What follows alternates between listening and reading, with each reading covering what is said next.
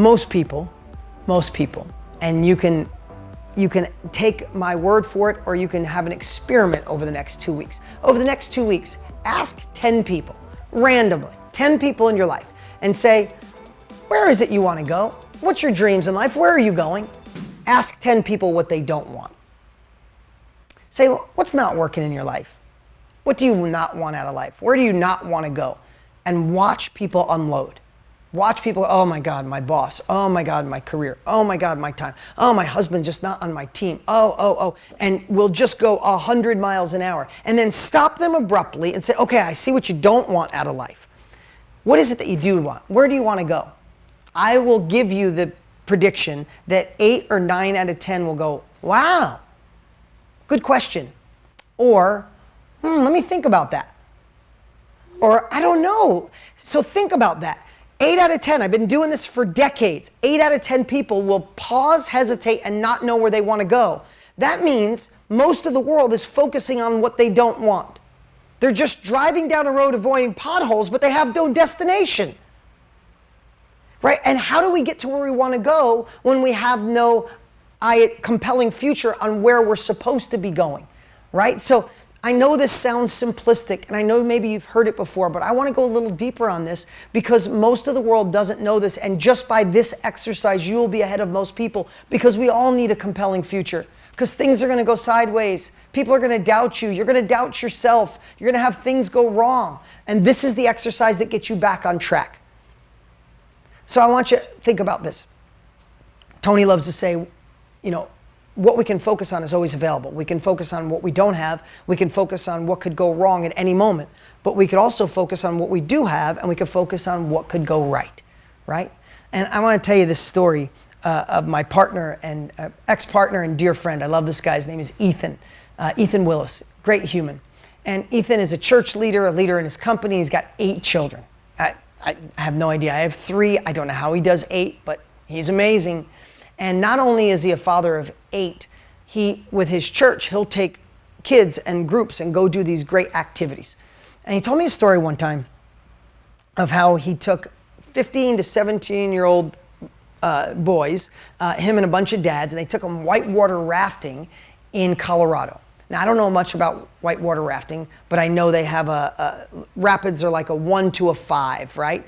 1 being obviously little rapids, 5 being crazy, right? So he's responsible for all these kids and a bunch of other dads, and they get to whitewater rafting. They travel up to Colorado. They get there. It rains all night. They get out the next day, and he said the whitewater was like crazy, and they were like, oh no, this isn't going to work. And I guess they were a 4 out of 5. Some areas a 5 out of 5. The rapids were crazy. So they're like, we can't do this. And all of a sudden the guide comes out. And the guide comes out and says, dads, I see you're nervous. Don't worry, we got this. Boys, get in the boat. I'll give you a little lesson as soon as we get on the river. So he said they get in the boat. They're in nervous wreck, and they're in kind of quiet, the quiet before the storm. And he said, this guy says, boys, I've been doing this for a long time, and I have to tell you, I kind of screwed up in the beginning. Because in the beginning, I would say, hey, look, there's a tree that's down. Everybody, let's steer away from that tree. And he would point to the tree, and he said the whole boat would look at the tree, and they'd run right into it and flip over. Or he'd say, hey, look at that rapid. We got to stay away from that. Or that rock, let's avoid that rock. And he said the power of where I was pointing, oh my God, everybody would go there and we'd flip over. And he said, then I finally got a little smarter. And I realized that this could be the positive point, the power of the positive point. He said, boys, I tell you how we're going to be fine. When we go down the river, when you see me point, I don't want you guys to look in any direction except where I'm pointing. And you paddle your guts out to get where I'm pointing, and I promise we'll never hit a rock. We'll never hit that rapid that flips us over. We'll never hit the down tree. And he said that positive point, the boys just all got it. They'd go in that tree and he'd say, guys, we're going there. And he said all of them would just look. And they'd just look and they'd get over there. He goes, sometimes we were probably 3 inches away from hitting that rock, or 3 inches away from hitting that tree. But they weren't focused on the tree. They were focused on where we were supposed to go. Now, I know that sounds so simplistic, but how many times in life are we focusing on where we don't want to go? And in fact, we run into it over and over. Did you ever see those stories where on this long stretch of road, there's like one tree?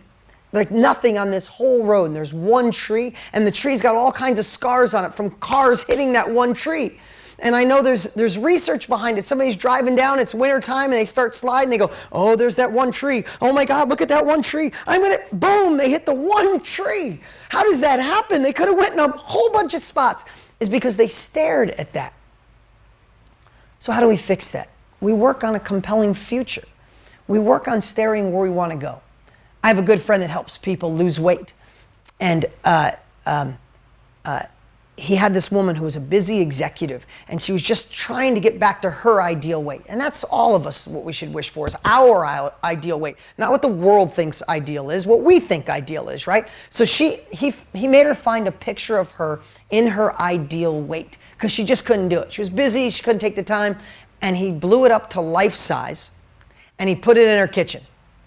And every day she woke up and she went in the kitchen, and there she was at her ideal weight. It took her 30 to 45 days, she was back.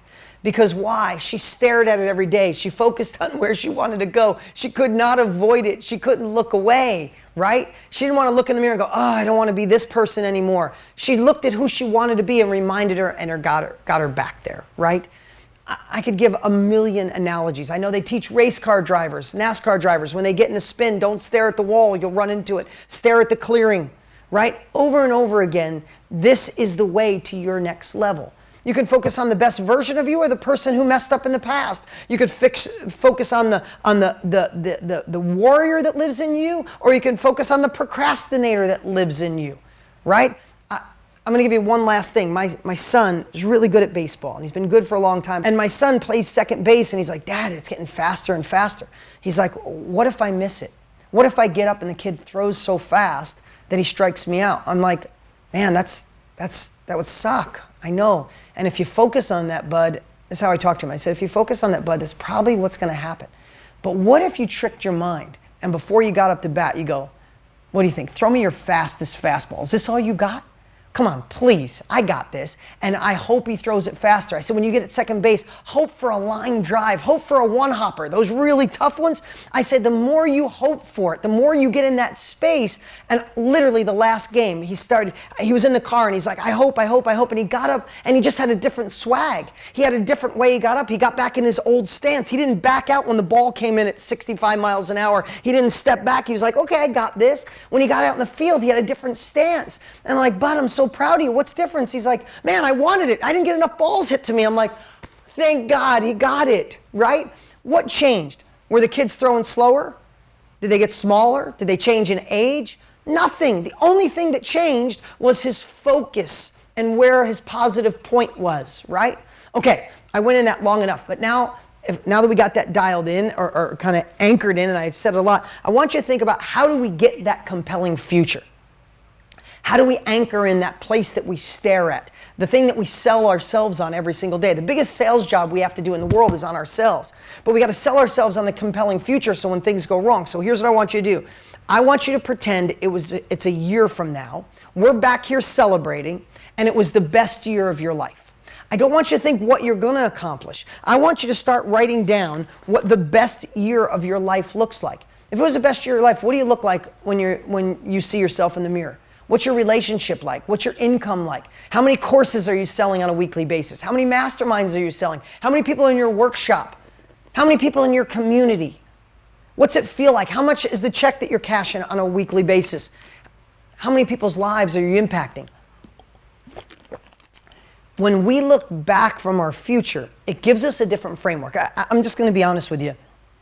I have a really tough time setting goals looking forward.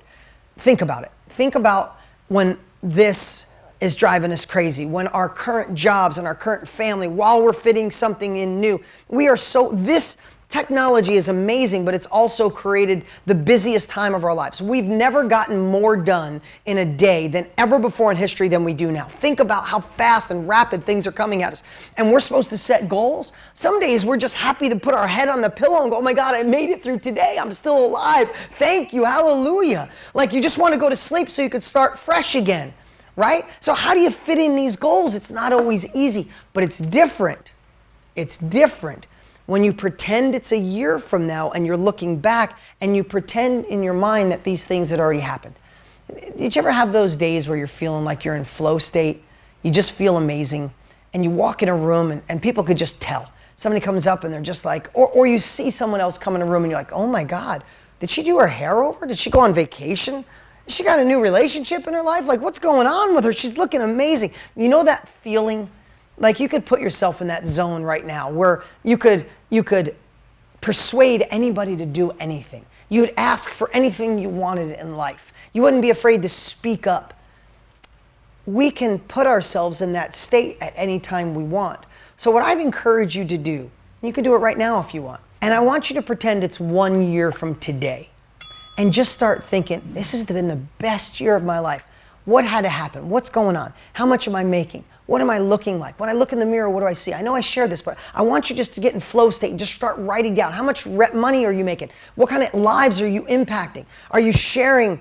Are you helping people sing better, get through a tough time, find love again? Are you teaching people to sell, better at IT, better at finding the woman they were supposed to be, or balancing being a mom, a wife, a leader, a parent, or a husband, right? Whatever it is, whatever niche you're going to be sharing, or you are sharing, what would be the best year of your life? And stop and just write down. Don't think about it. And you could do it in your relationships, in your finances, in your business, in your health, and anything you want. And then what I want you to do is just write without thinking. Put yourself in that state. Find that little bit of flow state, write it down, and then go back and circle the top ones.